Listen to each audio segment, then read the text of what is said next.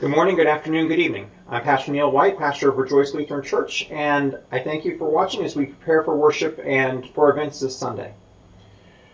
So as we get ready for worship, we're in the season of Epiphany, and Epiphany is a fancy word, but what it really means is kind of these light bulb moments, these aha moments, where we begin to realize who Jesus is and what he means for our life together. So before I get into the gospel, I'm going to focus in on an image that St. Paul uses in his letter to the Corinthians about us being the body of Christ and individually members of it.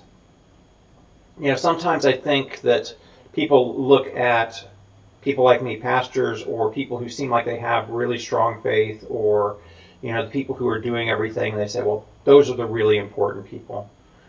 But I think one of the great things about this image that Paul uses is, you know, we all have a part, we all have a function, we are all needed to be the body of Christ. You know, Paul uses the analogy from the body. You know, if a foot says, because I'm not a hand, I'm not a part of the body, or if an ear says, because I'm not an eye, I'm not a part of the body.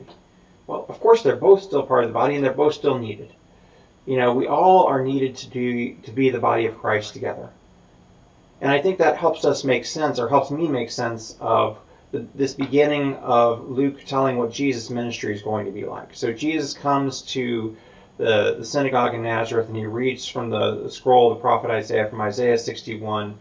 The Spirit of the Lord is upon me, because he has anointed me to bring good news to the poor, release to the captives, recovery of sight to the blind, and to let the oppressed go free.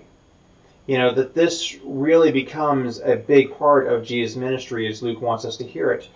You know, it is, to use the language of Paul, it's making the body whole again. Those parts that were looked upon as not being worthy as being a part of the body, or not being important, as being included.